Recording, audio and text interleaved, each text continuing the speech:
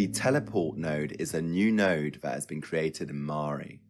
Essentially, it replaces connections by sending and transmitting without the need for a noodle input between two nodes. It makes working much faster and clearer by tidying up messy node connections, making it easy to read for you and other artists if they pick up your work. You can also quickly reuse elements such as textures and masks in other areas of a node graph without creating long or overlapping connections. It works inside and outside of nested groups, materials, or custom procedural nodes, and can even be exported within them whilst remembering which broadcasts it's looking for, making data transmission in and out of groups easier. You can jump quickly between broadcast and receiver to easily navigate the node without needing to manually find your nodes. You also have the ability to quickly view parameters of the nodes you are broadcasting for ease of access and speeding up the artist's efficiency. Here's a brief overview on how to create a teleport node. If you press Tab on your keyboard and then type teleport, you'll be presented with two options, teleport broadcast and teleport receiver. The teleport broadcaster will transmit all the data with no restrictions from the nodes it's connected to. The teleport receiver will receive that transmission so that it can pass the data to the other nodes. We will first start by creating a teleport broadcaster, attach it to the nodes which you want to broadcast the data from. Then if you go to the node properties of a teleport broadcaster, you can add an alias or a channel name for it to go by in the channel section. In this case, I'm calling it grunge mask. In this example, we're sending a mask for the grunge texture to a broadcast node. Once that's done, create a teleport receiver, connect it to the nodes which you want to replace the noodles with. Then, in the node properties, go to the channel section, click on the arrow icon and scroll through the list of broadcaster aliases or channel names to choose the one you created previously. Here, I'm going to choose grunge mask. In the teleport broadcaster's node properties, there's a button called focus receiver. It will show you a list of receivers that the broadcaster is transmitting to. Once the receiver is selected, you will jump to the receiver node. In the receiver nodes, you have the same button, but for the broadcaster. This enables you to navigate and find your teleport nodes faster. Here I have a scene with an elf. In this scene, I'm going to show you how you can use the teleport node to tidy up messy connections and also reuse existing elements quickly and easily. This scene is composed of a handful of material nodes. We have crown tarnishing, cloak cloth, skin, leather, antlers, and many more. Each material takes care of a different area on the elf asset. For this example, we're going to enter the base cloth material.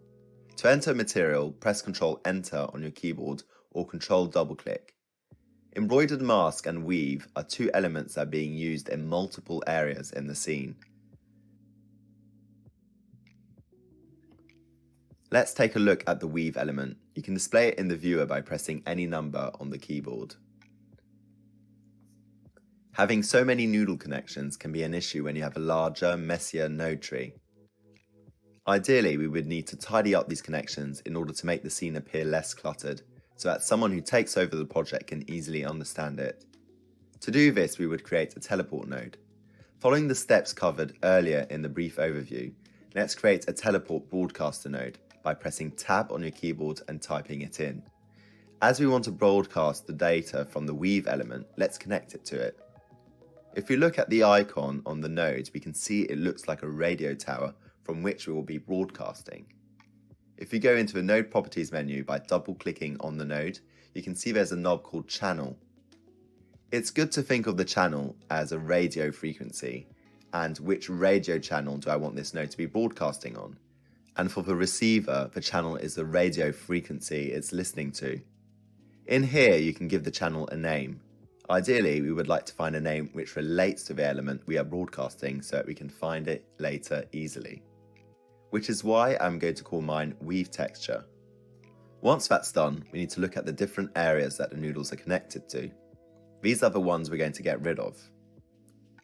Let's have a look at the first one, Weave Merge. If we select the merge connected to it and press 1, we can see what the texture looks like before the weave texture is added. Let's now view Weave Merge. We can see that the weave texture is adding a cloth material onto the base color. This is what the weave element is being used for. We now want to tidy up the node graph by removing the noodle. In order to do this, we can replace them with the teleport receiver. Press tab on your keyboard, type receiver to create it. Connect it to the node's input to replace it. Let's open up the teleport receiver's node properties menu by double-clicking it. We are now going to select the broadcaster we created earlier in the list, which appears when we click on the arrow next to the channel box. Select the weave broadcaster. If we then view it by pressing 2, we can see we have successfully transmitted the weave texture. If you now look at the broadcaster and receivers icon, you can see how the icon changes when a receiver is listening to a broadcaster. Another thing I recommend to do is to rename receivers so that you can find them again later. We can now explore the different buttons and options inside the nodes. If you double click on the first node we created, the teleport broadcaster, you can see that there are 2 buttons. Focus receiver will show you a list of receivers that the broadcaster is transmitting to. There can be many, which is why it's important to rename the receiver so you know exactly which receiver it is that you need.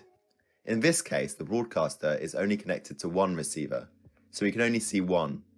Another thing to add is that the teleport node works within nested groups, materials, or custom procedural nodes, so receivers will still receive broadcasts from within them if the broadcast is outside and vice versa. Once the receiver is selected, you will jump to the receiver node. This is extremely useful when you have a large scene and you want to get somewhere in the node graph fast, especially if you don't know where the receiver is. In the receiver node, you have the same button, but for the broadcaster. There is also another button which is Show Broadcasted Node Properties. If you click on it, you can modify the element which is attached to the broadcaster. The node which is directly connected to the broadcaster will be the one that comes up. It enables you to do modifications from afar without having to go back to a broadcaster, allowing you to be more efficient. This is especially useful when your receiver or your broadcaster is within a group. Let's demonstrate this by creating a group for the diffuse. Press Ctrl G to create a group, then press Ctrl Enter or Ctrl double click to enter. You can also navigate inside and outside of groups, materials, or custom procedural nodes by selecting a tab here. If we now go to the receiver, we can see that we are still receiving the broadcasted image, and if we go to Show Broadcasted Node Properties, we can modify the node connected to the broadcaster, which is outside of the group. Here I am changing the size of the UV repeat to make the tileable texture smaller. Another thing about the teleport node is once you've created a few, it's really easy to reuse elements all over your scene. It's a bit like having an element library. Let's say we wanted to add something to a weave merge. Well, we can just create a merge, connect it after the weave merge node, type teleport receiver and plug it in the over input. Once done, scroll through the different elements we have and choose what would fit best. In the drop-down, there are a few examples of broadcasted textures. We have leather texture, bobbles texture, grunge mask, purlin, weave texture, grunge, and splash dirt. This would be done in 2 seconds instead of trying to find the elements manually in the node graph. Lastly, you can change the color of both nodes by selecting Edit, Preferences, Node Graph, and in the node category colors, choosing the color you want them to be displayed in. In this case, I'm going to change my receiver nodes to purple to easily differentiate them from the broadcaster nodes.